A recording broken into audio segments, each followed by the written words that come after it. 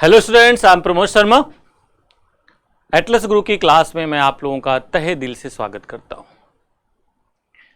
बच्चों, आप लोग जैसा जानते हैं कि मुख्य परीक्षा कुछ और नहीं, एक पर्सनालिटी का असेसमेंट है। बहुत से बच्चों में ये मिसकंसेप्शन होता है कि इंटरव्यू ही एक पर्सनालिटी का सबसे बड़ा असेसमेंट नहीं।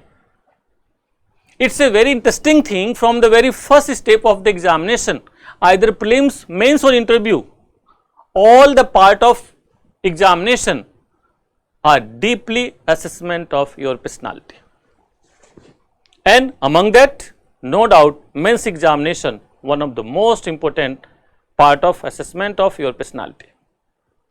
मुख्य परीक्षा आपके व्यक्तित्व का एक बहुत ही जबरदस्त असेसमेंट है कि किस तरह से आप सोचते हैं, किस तरह से अपने को प्रस्तुत करते हैं, प्रेजेंट करते हैं, किस तरह से अपनी बात को कम्युनिकेट करते हैं,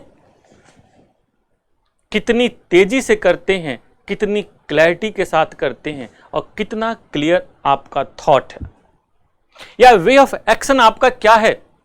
ये सब असेसमेंट आपकी मुख्य परीक्षा से साबित हो जाता है, पता आप लोगों को।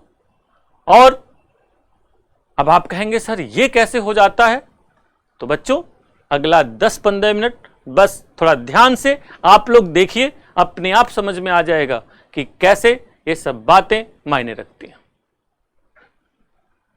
एक एक पॉइंट बहुत ही क्लैरिटी के साथ यूपीएससी या स्टेट पीसीएस मुख्य परीक्षा के द्वारा एसेस कर लेती है।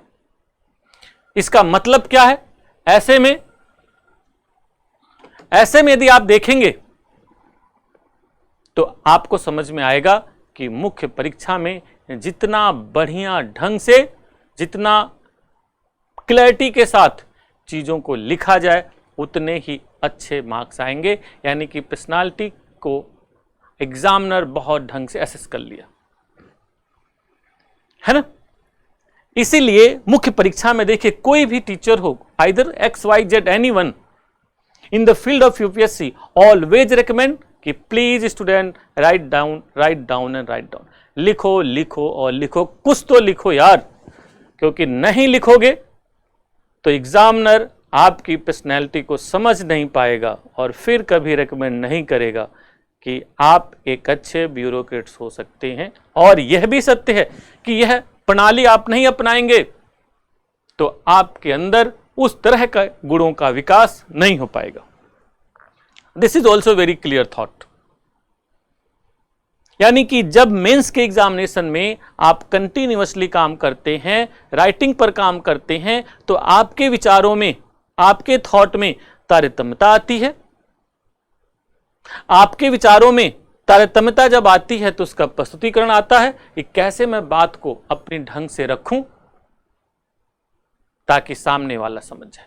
इसीलिए किसी ने बहुत अच्छा कहा है, कोई भी बात, कैसी भी बात, हर बात सुनी जाती है, सलीके से बात रखी जाए तो निश्चित ही सुनी जाती है। कुछ ऐसी ही लाइन है ना। सलीके से, वर्ड पर ध्यान रखना। कोई भी बात हो, कैसी भी हो, कहां, कब, कैसे, कौन सी बात कही जाती है, और यदि बात सलीके से रखी जाए तो हर बात सुनी जाती है। ये लाइन अब रियल में सामने आई है। सलीके से, कब, कहां, कैसे, लाइन देखिए, यहीं पर मर्म है, यहीं पर सब छुपा हुआ है। तो आज मैं मुख्य परीक्षा हेतु स्पेशली यूपीएससी के लिए, यूपी पीसीएस के लिए, बीपीएससी के लिए आज मैं कुछ मुख्य परीक्षा से संबंधित चीजों पर डिस्कस करूंगा जो आज आपके सामने है। जैसा कि आप लोग जानते, बहुत सारे प्रश्न आते रहते। इन प्रश्नों में कुछ प्रश्न बहुत ही टिकलिश होते हैं, सामान्यतः बच्चों को समझ में नहीं आता है, जबकि वो पढ़ा हुआ है, यदि सोचे सही से तो डील कर लेगा। उसी में से एक बहुत ही टफ प्रश्न को मैं आज उठाता हूं जो आपकी मुख्य परीक्षा में पूछा गया और अक्सर ये पूछा जाता रहा है, रिपीटेडली यह क्वेश्चन आता रहता है, आइदर यूपीपीसीएस, यूपीएससी या आपके बीपीएससी आदि जो भी एग्जामिनेशन है जिसमें मुख्य परीक्षा में आज भी मेंस में ऑप्शनल विषय है। तो चलिए आज देखते हैं एक प्रश्न सामने आपके, और वह प्रश्न है महाद्वीपीय विस्थापन सिद्धांत एवं प्लेट टेक्टोनिक सिद्धांत के बीच अंतर स्पष्ट कीजिए। बच्चों एक बात ध्यान रखना, जब भी मुख्य परीक्षा के प्रश्न लिखने जा रहे हो तो मिनिमम 3 बार 4 बार प्रश्न को जरूर पढ़ो और एक बार इंग्लिश में जरूर पढ़ो। And if you are student of English medium then same kind of thing you should have repeated by, यानी वाइस वर्सा कह सकते हैं कि आप ये काम जरूर करो कि आप 3-4 बार इंग्लिश में पढ़ो और एक बार हिंदी में जरूर पढ़ो। बहुत सिंपल सा प्रश्न दिख रहा है कि महाद्वीपीय विस्थापन सिद्धांत और प्लेट टेक्टोनिक सिद्धांत के बीच अंतर के बिंदु स्पष्ट कीजिए। सिंपल है, बट मैं चाहूंगा कि नहीं बार बार पढ़ें कि प्लेट महाद्वीपीय विस्थापन सिद्धांत और प्लेट टेक्टोनिक सिद्धांत के बीच अंतर स्पष्ट कीजिए। एकदम सीधा प्रश्न, बात सही है। जब हम लोग अंतर के बिंदु स्पष्ट करते हैं तो ऐसे प्रश्न कैसे लिखा जाता है, थोड़ा सा मैं यहां पर सिनॉप्सिस दिया हुआ। यह सिनॉप्सिस मेरी बुक ज्योग्राफी इन डायग्राम से लिया गया है। जैसा कि आप लोग जानते हैं ज्योग्राफी इन डायग्राम मेरी एक ऐसी बुक है, one of the most popular book for the mains examination, जिसमें मैंने 200 क्वेश्चंस का एक प्रारूप दिया हुआ है, एक सिनॉप्सिस दी हुई है। और विशेष रूप से जिस रात आप पेपर देने जब अगले दिन पेपर देने जा रहे हो और उस रात में, जैसे कल पेपर है, आज शाम को आधे घंटे के अंदर सारी चीज़ों को रिफ्रेश कैसे करेंगे, यहाँ पर मैंने उसको दिया हुआ सिनॉप्सिस फॉर्म में। आप फटाफट देखेंगे एकदम क्लैरिटी आ जाएगी। चलिए तो इस प्रश्न को जब देखते हैं तो सबसे पहले आप प्लेट टेक्टोनिक सिद्धांत और वैगनर के सिद्धांत के बहुत ब्रीफ कुछ बातें लिखिए, क्योंकि आपको आना है अंतर के बिंदु पर, बट ये बताना है कि सिद्धांत है क्या। तो सिंपल सा महाद्वीपीय विस्थापन सिद्धांत की संक्षिप्त व्याख्या क्या भाई, यह सिद्धांत वैगनर द्वारा दिया गया था, जिसमें उन्होंने बताया कि कार्बेनिफेरस काल में पृथ्वी पर एक ही महाद्वीप था जिसे पेंजिया कहते थे, और एक ही महासागर था जिसे पैंथालसा कहा जाता था। परंतु बाद में वह टूटकर अनेक महाद्वीपों में विभाजित हुआ, जिसका रूप आज हमें दिखाई देता है। परंतु इनके सिद्धांत की बाद में बहुत सारी आलोचना हुई, तो एक नए सिद्धांत का जन्म हुआ जिसे प्लेट टेक्टोनिक सिद्धांत कहा जाता है। इस सिद्धांत में प्लेट टेक्टोनिक सिद्धांत में पैरा बदलिए। प्लेट टेक्टोनिक सिद्धांत में माना जाता है कि पृथ्वी का क्रस्ट अनेक प्लेटों का बना हुआ है, और ये प्लेटें निरंतर गतिशील रहती हैं, और इन्हीं के गतिशीलता की वजह से विभिन्न प्रकार की भूगर्भिक घटनाएं, जियोमॉर्फिक एक्टिविटीज होती हैं, है ना। विभिन्न प्रकार की जो भूगर्भिक घटनाएं हैं, लाइक वोल्केनो, भूकंप और बहुत सारी mountain buildings, different kind of geomorphic activities happen due to moment of plates, है ना। चलिए, परंतु एक खास बात है कि इन दोनों में अंतर के कुछ स्पष्ट बिंदु दिखाई देते हैं, जिसको हम लोग निम्न प्रकार से समझ सकते हैं। इस तरह से लिखिए और उसके बाद अंतर के बिंदुओं को स्पष्ट कीजिए। जैसे एक तरफ ऐसे लिखिए, महाद्वीपीय विस्थापन सिद्धांत पूरा जलवायु शास्त्र, पूरा वनस्पति शास्त्र और भूगर्भ शास्त्रों के प्रमाणों पर आधारित है। समझ रहे होंगे आप लोग। पूरा मतलब पैलियो, यानी ऐसी चीजें जो वास्तव में अब उपस्थित नहीं है, परंतु उनके जीवाश्म आज पाए जाते हैं, यानी पहले कभी वो सक्रिय थी। जैसे थिंक अबाउट डायनासोर, आर्कियोप्लेटिक्स, है ना, ऐसे बहुत सारी चीजें, या ग्लोसोप्टेरिस एक प्लांट है ऐसे। तो यहाँ पर पूरा वनस्पति शास्त्री थे, प्रमाणों पर आधारित है, जबकि ये किस पर आधारित है, सागर नीतल प्रसरण और पूरा भूचुंबकत्व जैसे प्रमाणों पर आधारित है। इसमें माना जाता है, सेंटेंस को तुरंत ध्यान दीजिए, हजारों मील प्रवाह है। माना जाता है कि ये जो कॉन्टिनेंट हैं ये निरंतर गतिशील रहते हैं और ये हजारों किलोमीटर की यात्रा करते हैं। जैसे सोचिए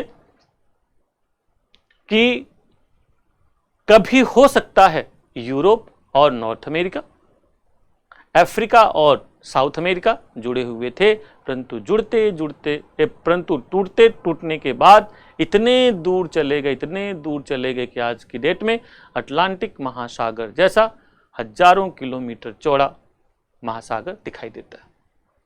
खैर, पढ़ा होगा आपने, प्रवाह बहुत छोटे स्तर पर होता है। फिर इसमें एक खास बात आगे ये कही गई, केवल महाद्वीपीय भाग ही प्रवाहित होते हैं। तो इसमें माना गया संपूर्ण प्लेट ही गतिशील है, जो महाद्वीप एवं महासागरीय कष्ट को सम्मिलित करती है। फिर इसमें नंबर 4, महाद्वीपों का स्थानांतरण 2 दिशाओं में हुआ। पढ़ा था ना आपने कि पश्चिम की ओर गए और कुछ उत्तर की ओर गए। ठीक, यहां पे विभिन्न प्लेटों का विभिन्न दिशाओं में गति होती है। नंबर 5, प्रवाह के लिए 2 बल उत्तरदायी हैं। प्रवाह के लिए 2 बल उत्तरदायी हैं। आपने पढ़ा होगा विशेष रूप से, आपका ये कौन सा था? ज्वारीय बल, याद करिए। फिर इसमें माना गया संवहनी तरंगे, केवल नवीन वलित पर्वतों की उत्पत्ति की व्याख्या संभव है। वैगनर साहब ने एंडीज रॉकीज की उत्पत्ति की व्याख्या करने की कोशिश की। इसमें सभी प्रकार के पर्वतों की उत्पत्ति की व्याख्या संभव है। विशेष रूप से नवीन वलित पर्वतों की व्याख्या बहुत ही सटीक होती है। देन आफ्टर, ब्लॉक पर्वतों की उत्पत्ति की व्याख्या संभव नहीं है। इसमें ब्लॉक पर्वतों की उत्पत्ति की व्याख्या संभव है, क्योंकि जब भी प्लेटों का मोमेंट होगा तो हो सकता है प्लेटों में धसान और भ्रंशन की क्रिया हो। भ्रंशन होगी तो रिफ्ट भी बन सकती है और ब्लॉक माउंटेन भी बन सकते। देन द्वीपीय चापों की उत्पत्ति का कारण महाद्वीपों के प्रवाह में शिथिलता का होना बतलाया गया, कि कैसे बहुत सारे द्वीप बने, जैसे फिलीपींस के द्वीप, जापान के द्वीप, इंडोनेशिया के द्वीप, ये आर्किपेलागो हैं। इनकी विशेषता यह कुछ बताने की रही है। द्वीपीय चापों की उत्पत्ति विनाशात्मक किनारों के सहारे 2 महाद्वीपीय प्लेटों के खिसकने के फलस्वरूप होती है। यानी कि जहां जहां महासागरीय प्लेटें टकराएंगी वहां पर आपके आर्किपेलागो बनेंगे। अब इससे संबंधित आप डायग्राम जरूर बनाइए भाई, है ना। जैसे विशेष रूप से आप यदि बनाना चाहते हैं तो नॉर्थ अमेरिका और साउथ अमेरिका स्पेशली देखेंगे तो विशेष रूप से अफ्रीका और आपका साउथ अमेरिका वाला जो मैप है उसको जरूर बनाइए। इस प्रकार अंतर के अनेक बिंदु स्पष्ट। एक संक्षिप्त रूप में इसको आप लोग लिखिए इस तरह से, यानी कि लगभग 300 शब्दों में 350 शब्दों में इसको लिखने का प्रयास करिए, है ना। और इसे हम लोग कह सकते हैं इस वीडियो को कि भूगोल चलते चलते। भूगोल चलते चलते यानी कि एकदम कहीं पर बैठे हुए फटाफट वीडियो ऑन करो और आप उसको देख लो फटाफट, 2 मिनट में सभी चीजें रिफ्रेश हो जाएंगी, कहीं कोई प्रॉब्लम ही नहीं। ठीक है, तो इस तरह से मुख्य परीक्षा हेतु यह टॉपिक बहुत ही महत्वपूर्ण है।